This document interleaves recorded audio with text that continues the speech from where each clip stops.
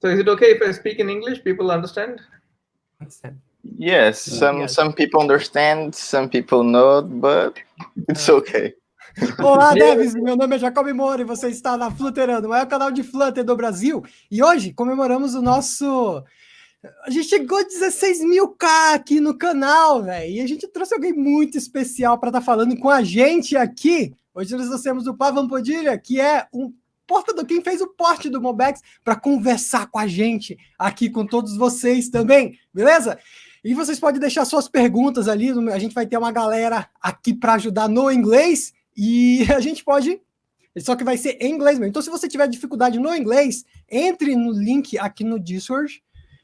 O link no Discord vai estar disponível. A gente vai, de vez em quando, ficar mandando o link do Discord. O Bioff vai estar mandando sempre ali para vocês. E vocês entram lá no Discord. Vai ter o Ítalo, vai estar cuidando lá da tradução simultânea, se você tiver dificuldade. E aí a gente vai conseguir chegar nessa, fazer essa entrevista bacana aqui, beleza? Então, vamos aqui iniciar.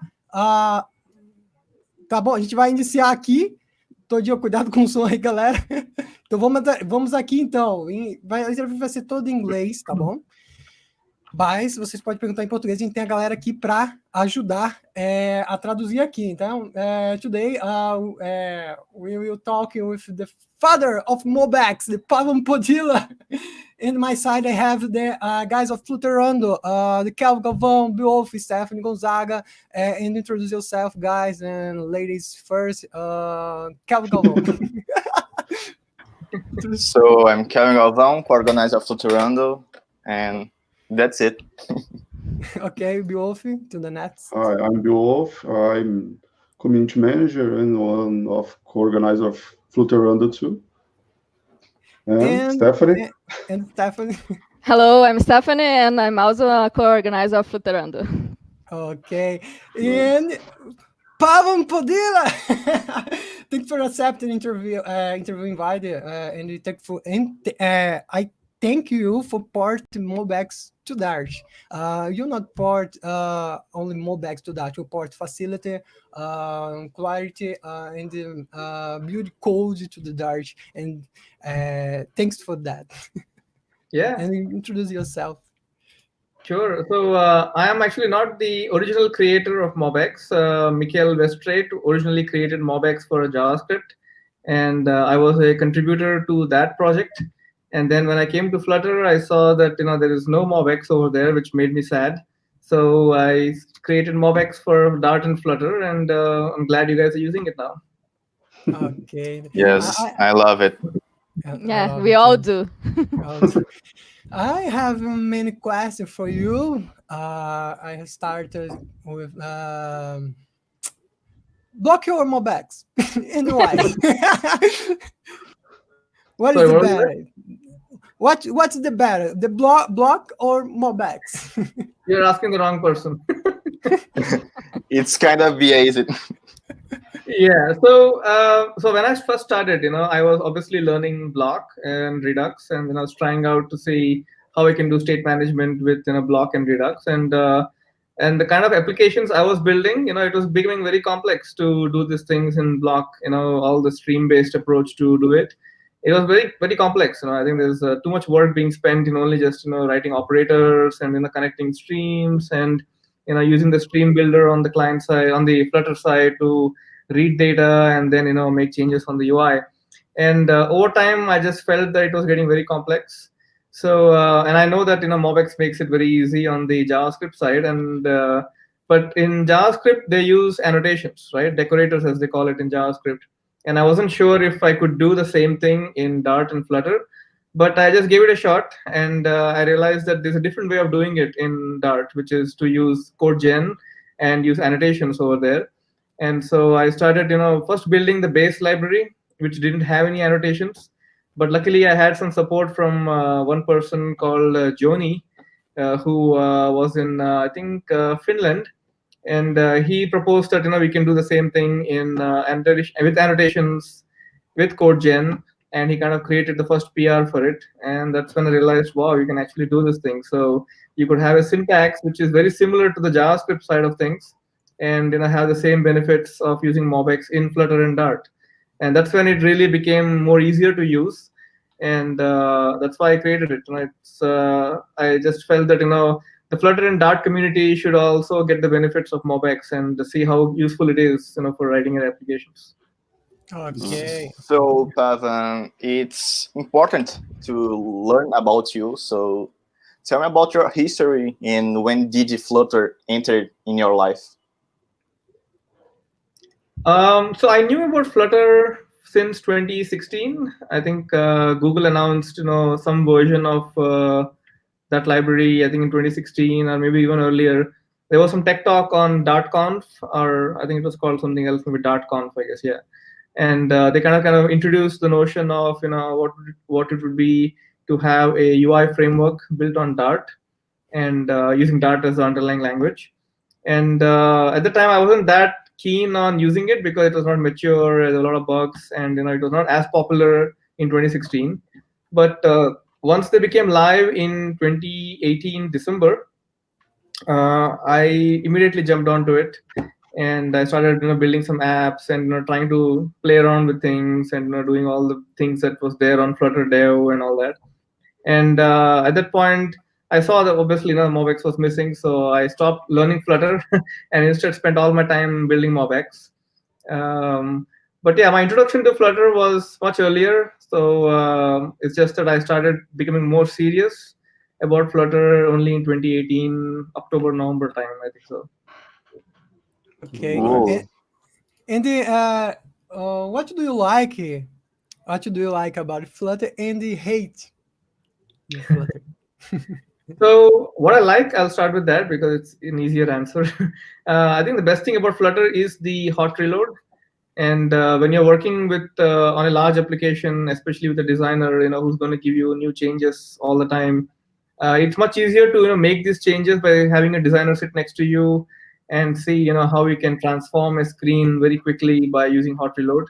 So it can be very satisfying to say hey, this should be instead of a 4 pixels border, it should be a 5 pixels border, and then the color should be a different hue of blue, and maybe there should be a drop shadow here. The font should be of a different size.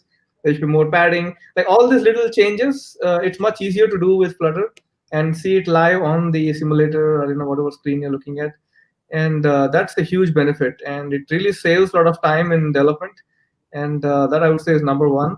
The other is Dart as a language has made it more friendly to kind of create UIs, right? And if you look at JavaScript and React, they have a different dialect of JavaScript called JSX, right? You can write XML inside JavaScript, but it's not really JavaScript because there are some syntactic changes over there, and some things are different over there as well, right?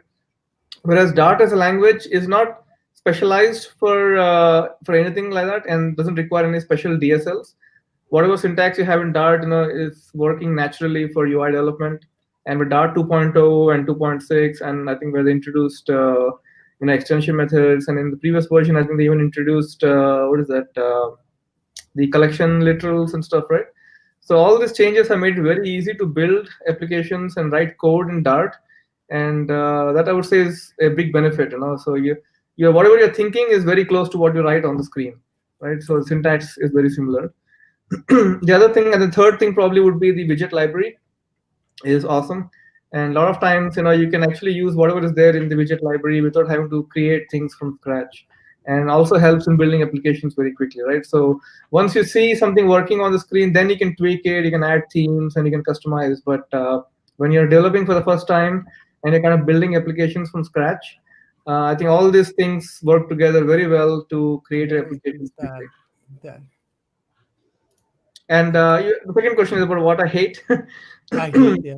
What I hate is also the complexity that the widget tree becomes pretty big very quickly, right? There's a lot of nesting and callbacks and a lot of widgets that you end up creating, and the tree becomes very big over time. So I think the Flutter should have fewer layout options. I think the number of layout options you have right now with expandable, flexible, and then there's something else also, right? All these things make it a little complex, and what should be the first choice to actually write code in is not always obvious, right? So, and I think it should be easier to kind of pick one thing and do only with that thing. Whereas in Flutter, you have so many options to do the same widget structure, right? I mean, to arrive at a certain layout, there are 10 different ways of doing it, and none of them are the right way of doing it or the wrong way of doing it, right? It's just that each one will have their own way of creating a Flutter UI, and they're not always the same. So I think that part needs to be simplified a little bit, but otherwise, Flutter has a lot of bright future. One other thing which I think I also miss is that true 3D support, right? I mean, you should be able to create 3D models and render 3D models. I think that part should become a little easier. And what else? Yeah, I think I'll just leave it at that for now. Okay. Wolf and Stephanie. What do you think about the current moment of state management in Flutter? So I think the model is a little more rudimentary at this point, right? You have change notifiers which allow you to trigger changes from the Dart side of things, and on the Flutter side you have to have a builder which will listen to that change and then paint your screen, right? So it works great when you have very few changes and you have very few properties which you're listening to on the Flutter side. But as soon as you have more complex structures, where you have a lot of dependency between properties, like for example the computer properties, right? And if you have a use case like a computer property and you want to use change notifiers for it, it requires setting up a lot of code, which is why MobX actually simplifies those things, right? To manage dependencies, it's very easy. You don't have to think about it, and you can create a complex structure of observables and make it happen, and have it render on the client side, on the Flutter side, with just a simple observer all the time. You're not switching between like a stream builder for streams and maybe some other builder, future builder for futures, and I think there's a few other builders, right? So there's a lot of complexity in picking the right builder depending on what kind of data structure you're listening to. Whereas in MobX, you're just listening to one observer. Oh, sorry, you're using one single observer and listen to all kinds of data changes, right? So that's a simplicity. I think some of these things should be baked into the library itself. Like for example, it would be really awesome if MobX becomes a native concept in Flutter, right? You didn't have to kind of use a library like MobX. What if Flutter had MobX built in? Then how simple would that be, right? I don't know if it's possible or not. But I think it'll be good to have something of that nature built into the library itself. Flutter as an SDK, maybe. Okay, Calvin. I hope that one day we can have MobX into Flutter library. But yeah, not right? So when did you have the idea of bringing MobX to Flutter?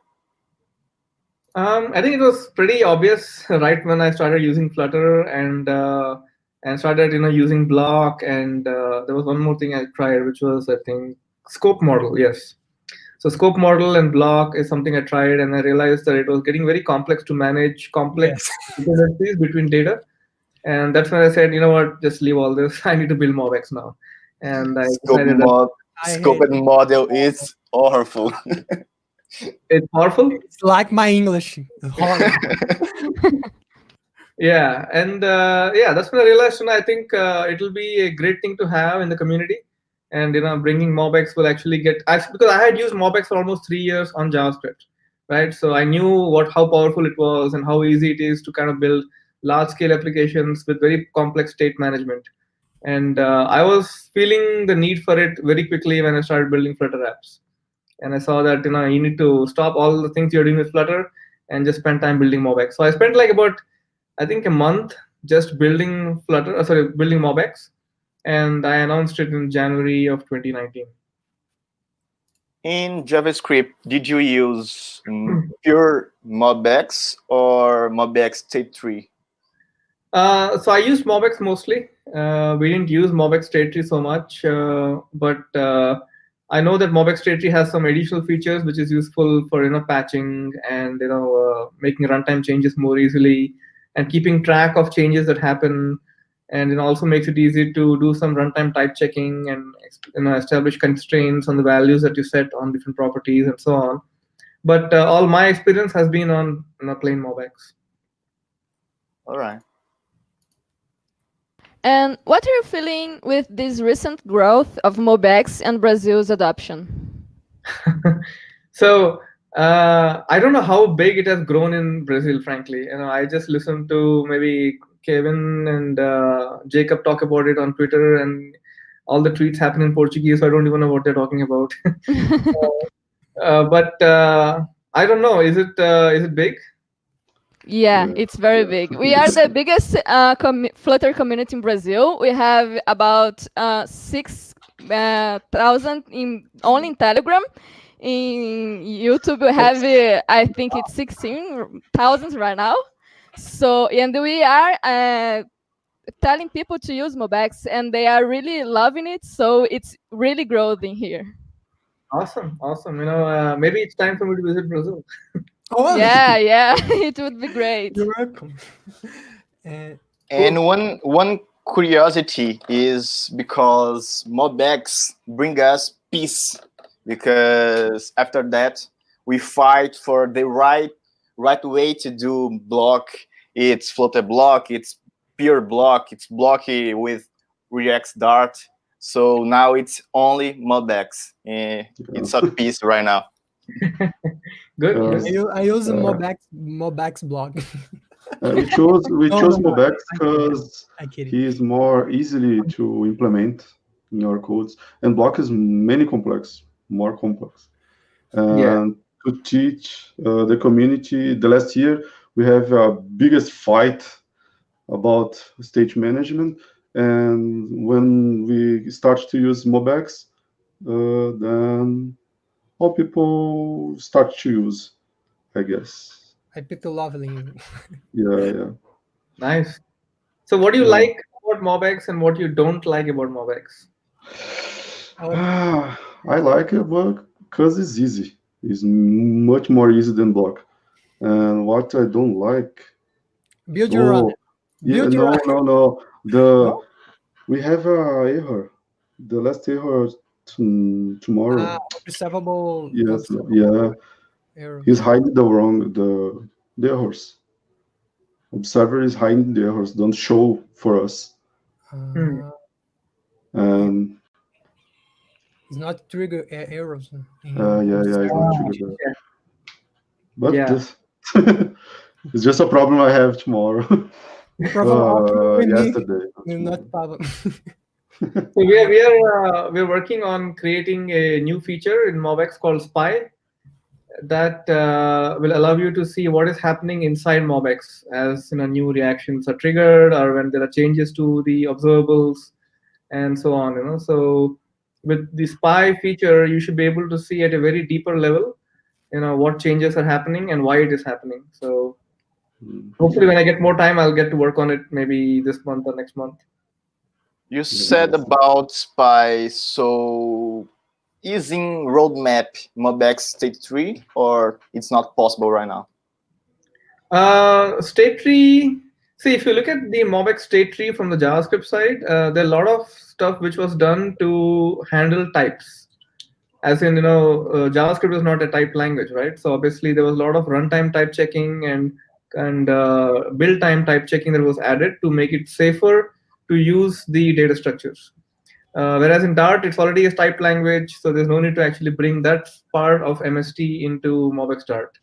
I think the places where MST would be really useful is mostly the snapshotting, patching, and potentially the runtime type checking. But I think those are the areas which I think could be added directly to MobX. There's no need to create a separate library called MST. I think a lot of those features can be added directly to MobX. So I'm not even in favor of creating a new package called MST, right? I would rather add it directly to MobX itself. All right, fair. Chat question, Stephanie. Can you tell about some big projects that are using MobX right now? Oh my God. I don't know. I think you guys should know better than me, maybe, because you guys are the biggest community. I don't know what you guys are building. I know that there are a lot of interest in China about MobX. I see some developers from Alibaba and Tencent, using MobX, but I don't know what they're doing, so they don't tell me what they're doing. There's also some interest from, I think, some US companies about MobX and building Flutter apps. but nobody shares those details, right? So I have no idea. So Okay. the best app of Google Play in 2019 of Brazil, Singular, it's made in Flutter, and the developer, the CTO, it's kind of in love with MobX. So he said something about port your block code to MobX. So maybe next month we got some big projects with MobX. Nice. I know there is one digital bank in Mexico, which is building their Flutter app with MobX. What's Because name? Oh, nice. I don't know the name though. It's a new startup, and I think it's part of a existing bank in Mexico. But they're building a digital version of the bank. I So think it's a question of time. MobX it's growing faster and faster. So in next months, yeah. But yeah, I think if you know of the such apps, I think maybe you should just add to the issues. I have one issue on MobX, right, which talks about which projects are using it. The ones which are listed over there, which are publicly known.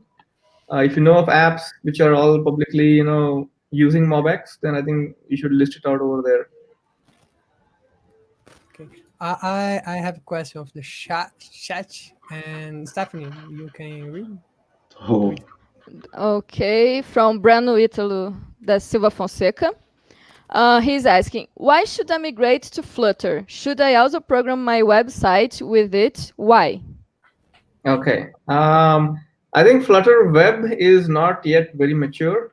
So you can try it as an experiment, but I think if you want to build a website, then you're probably better off with React or 11t or Gatsby, which are all static site generators for building websites with React and those kind of technologies. But if you're just playing around and you're not creating something for production quality, and you just want to experiment with Flutter Web, then you can definitely try it out. But whatever experiments I have done with Flutter Web, it is still not completely ready. It still requires, I think, ironing out a few places, and all the features which I expect from a web-based project, in terms of reducing build times, in terms of creating bundles which are much smaller in size, having dynamic routes with dynamic imports and things like that. I think those things are still missing. Um, but yeah, if you're creating a website purely for your own sake, definitely try it out. Okay. one question from Italo Patricio: is there any plan or task already mapped to improve the use of generated file without the need of build runner? I think Remy Rousselet, I think once mentioned that Flutter also plans to add the build runner as part of the Flutter run command. So what that would do is you don't have to run a separate command for that, and it'll automatically generate your .star.g files and make it part of the build and do the hot reloading and all of those things. But it's still not ready, which is why you still have to run the command separately. But I think in the future you will just do Flutter run and everything will just magically work. You don't have to run a nice. command, you don't have to do anything special. And just the fact that you're depending on MobX code gen and you're writing a part file inside your store is a hint for the build runners and also the internal Flutter build commands to automatically trigger everything and make it part of the bundle. So yeah, I don't know when that will happen. When that happens, it will be beautiful. This will be awesome. So next question, guys. And you. What's the ask? Before MobX, what approach did you use? Sorry, Or Flutter MobX? did you like more? It's better. Did you use scoped module? I didn't like it so much. Me too. It was very complex for my little brain. Yes. What do you what do you do in your free time? You program for the playing video games or the play soccer? So So I read books when I'm free. I play ping pong, table tennis. Oh, Play ping-pong. Yeah, and I also draw on the iPad. Mhm. So I like to be a painter, someday. Oh, look, nice. Whoa, nice. Yeah. an artist. You Yes, play I'm an artist. piano, keyboard, violin, guitar, Nah, or musical instrument. no, I would love to learn an instrument, but I never got a chance. Or maybe I was too busy. Any question of chat? Da Tagna. Acho que essa pergunta já foi. Já foi? Ok. Ok, então. The Short of the Ground. Essa pergunta já foi? Vocês querem ler aqui? Não. Então, Possibly. lê aí, Oh, Kelvin. dear. Do you expect that MobX can be in Flutter core in one day? I don't know. Yeah, it's definitely possible. I mean, technically it's possible, but it's more of a question for the Flutter team to see if it's reached a level of maturity where it can be added to Flutter itself. But I don't know if they will ever do that because I think they want to keep Flutter very lean right now. And state management is not really a problem that Flutter wants to solve directly, right? So they have set state, and that's all they care about right now. Well, ultimately, even MobX and in Flutter, MobX calls set state at some point, right? So they have a solution already in place.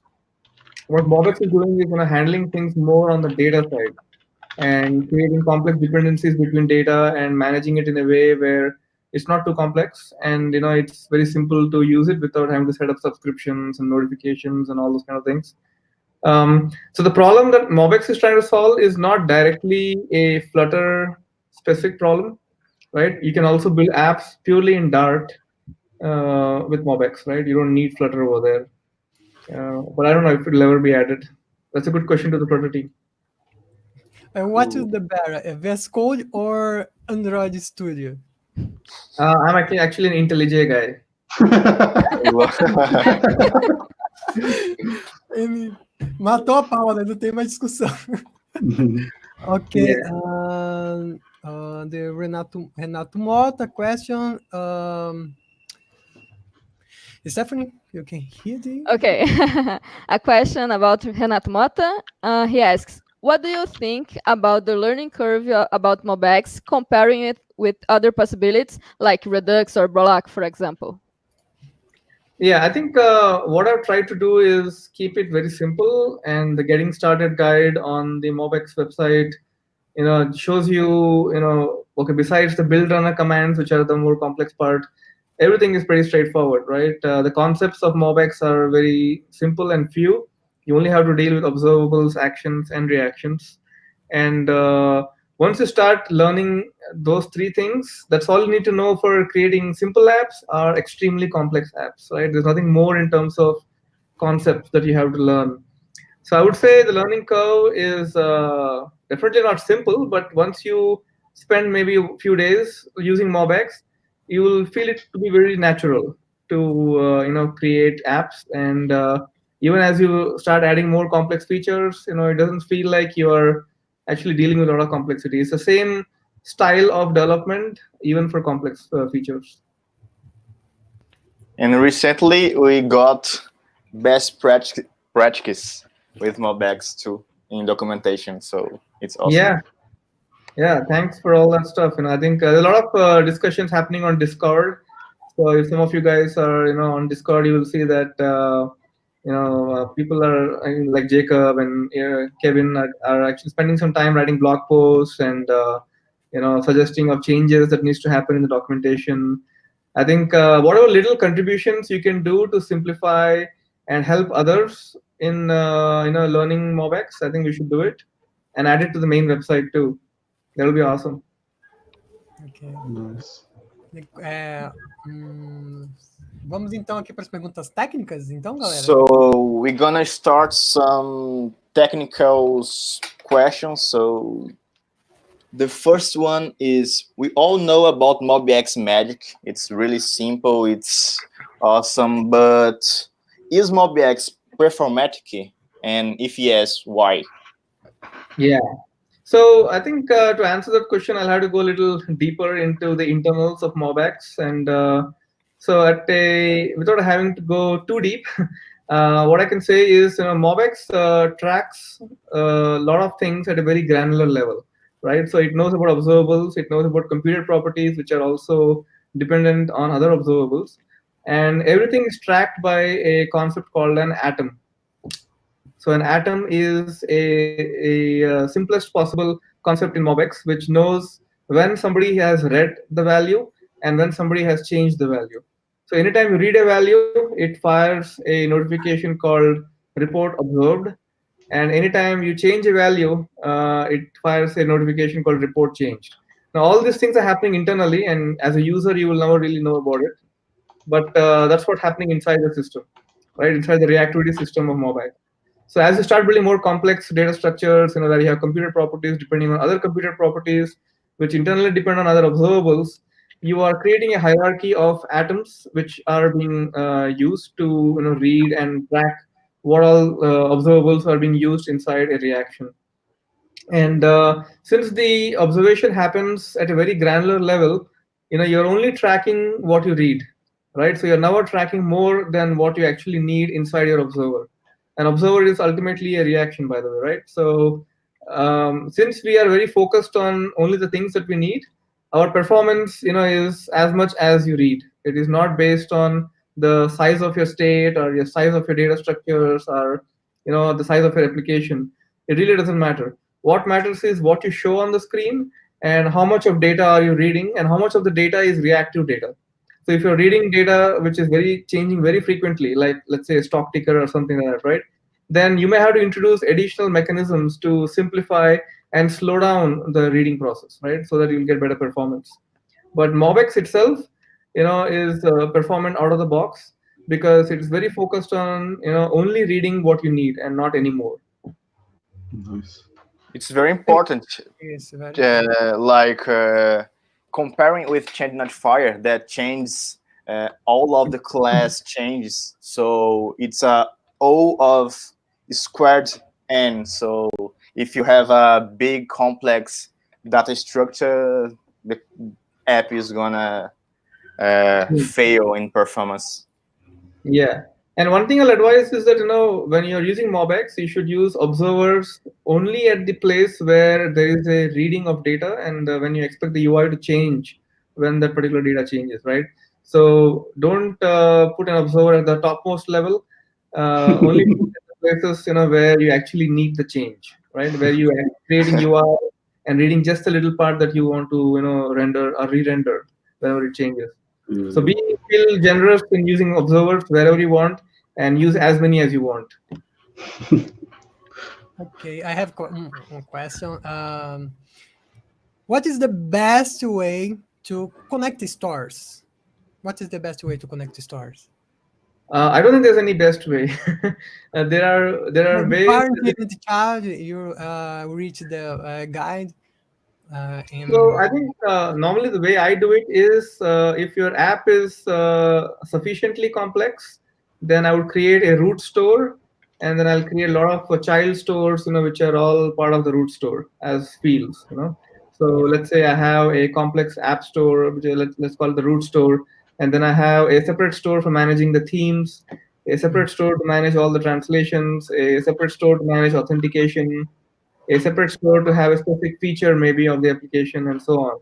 And all of these would be fields of my root store because sometimes the root store needs to listen to something very deep inside a feature store to make a change to some other feature.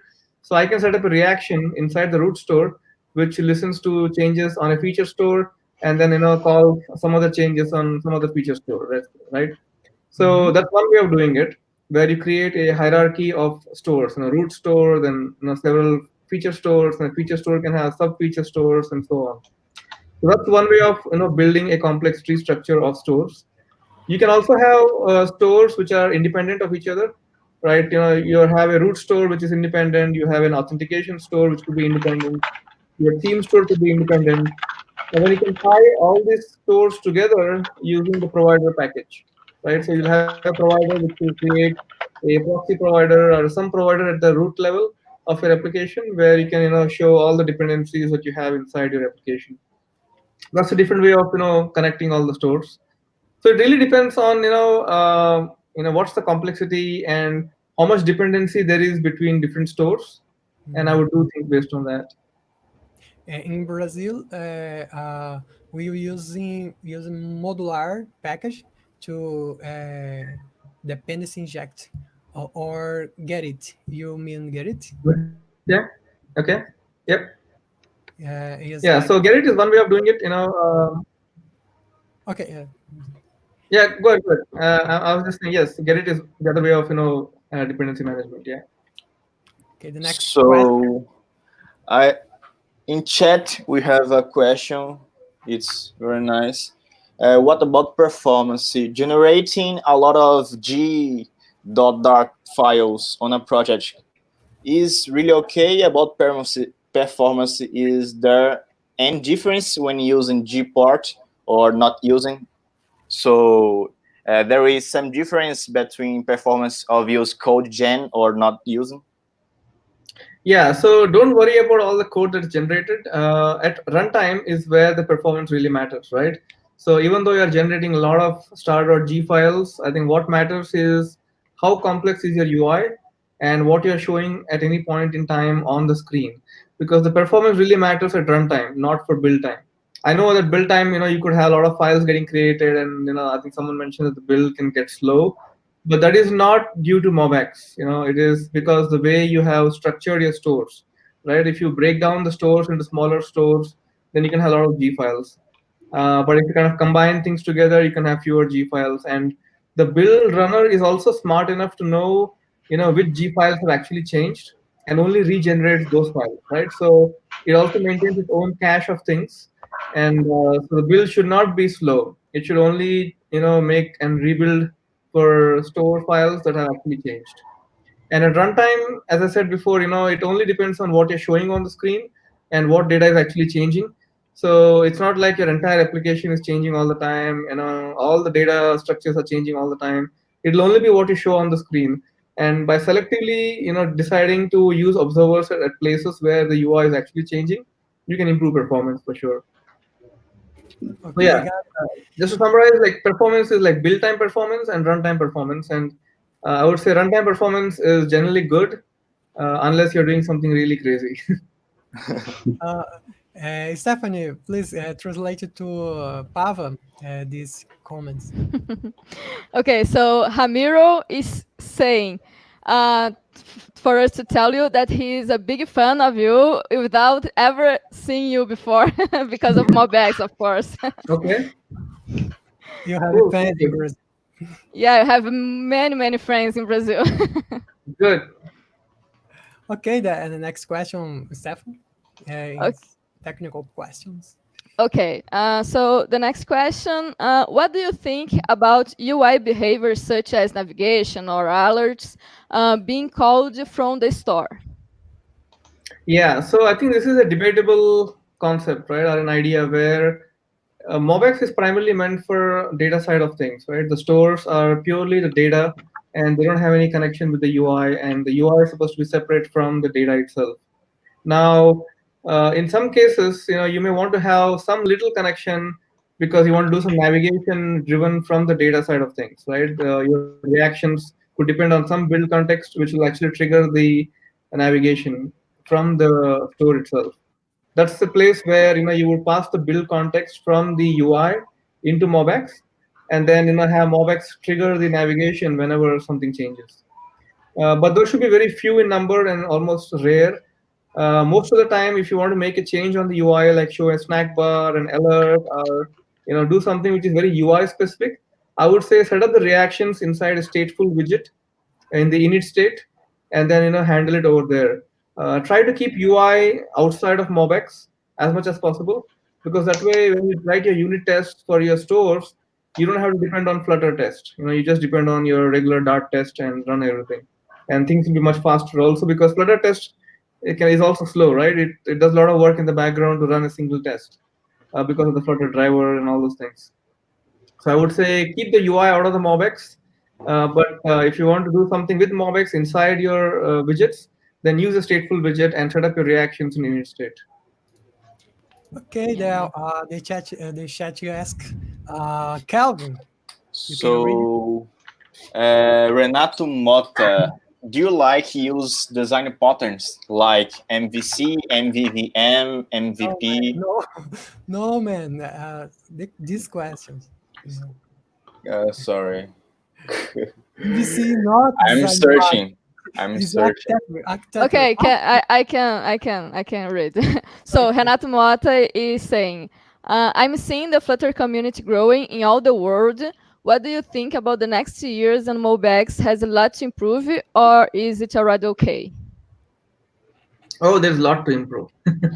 I think the biggest changes you will see happening in MobX would be developer support in terms of more integration with the Dart tools or Flutter developer tools, so that when you fire an action or a reaction runs or when you make a change to the observables, you can see the changes actually happening inside the Flutter dev tools itself.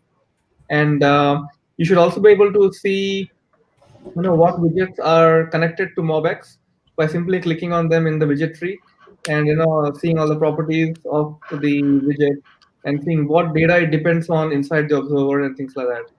So I want to bring in all those details as well, but my time is limited. I also do have a day job, so I'll definitely need help from rest of the world to make it happen. Yeah, sure. Okay, the next question.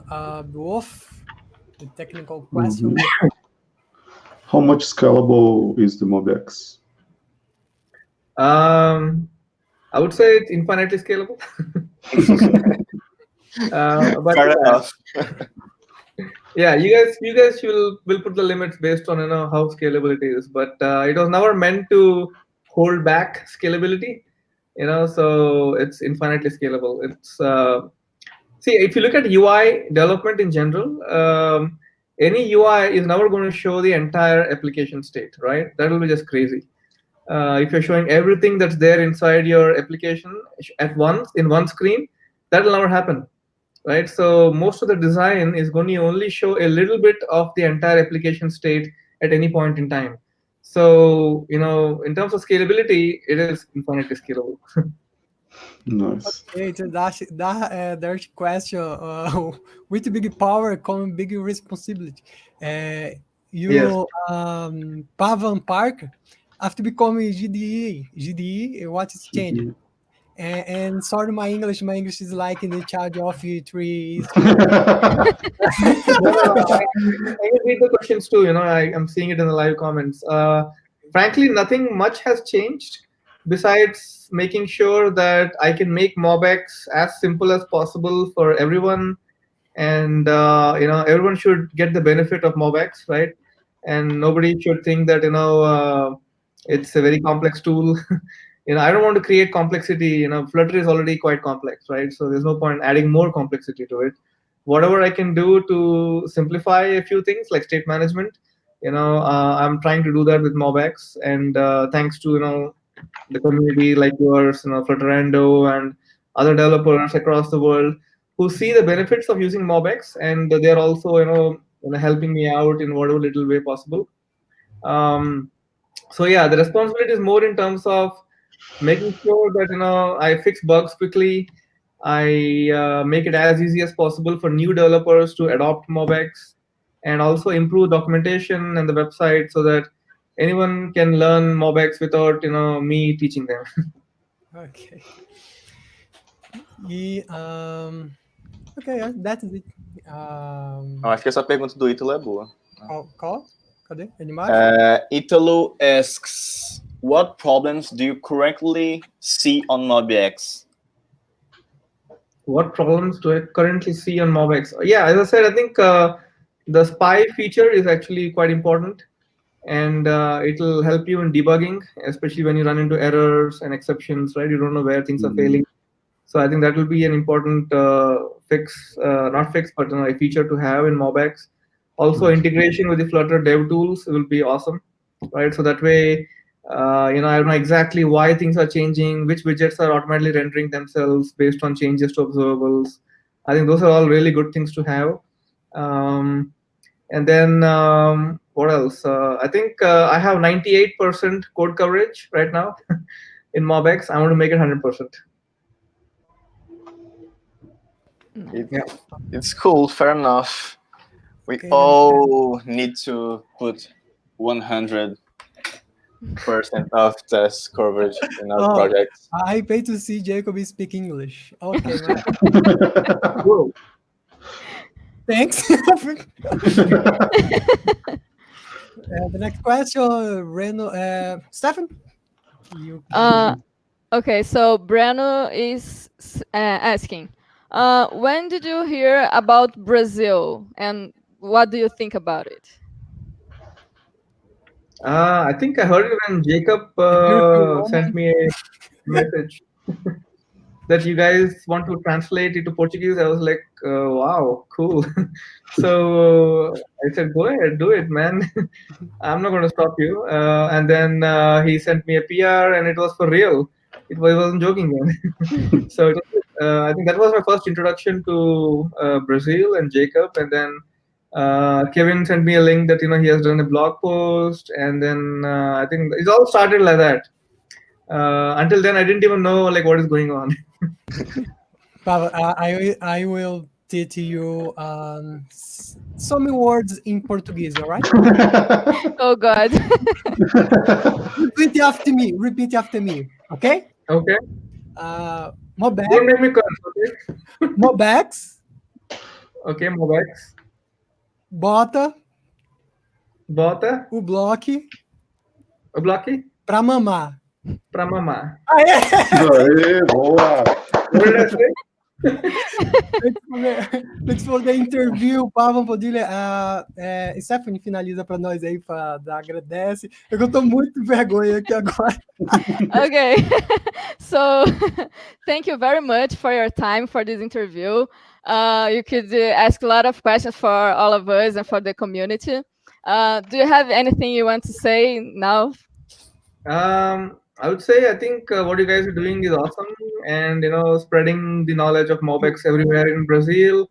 I think you should do it even outside Brazil, and make it popular elsewhere too. And whatever you guys do, I think if you can contribute back to MobX, any one of you, who feels adventurous enough and brave enough to contribute code into MobX, I'll be more than happy to take your PRs and help you, put your code in the code base. Nice. Yeah. Okay. Muito obrigado para vocês também por ter acompanhado. Thanks, Pavan, for interview. E vocês também, muito obrigado por estar ajudando aqui esse cabo aqui. Estamos tentando fazer de bom aqui para trazer para a comunidade. E é isso, pessoal. Queria muito agradecer a todos vocês que estiveram assistindo nesse sábado de carnaval. Muito obrigado por estar acompanhando até aqui. O Pava aqui, a gente admira muito ele e completamos esses 16 mil casos aqui da comunidade com essa entrevista. Então, agradeço muito ao Pava, de novo, ali não está entendendo nada que eu estou falando, mas enfim, muito obrigado para a galera que vocês estiveram assistindo ali e até a próxima, tá bom? Tchau para vocês! Valeu, pessoal. Tchau. Cool.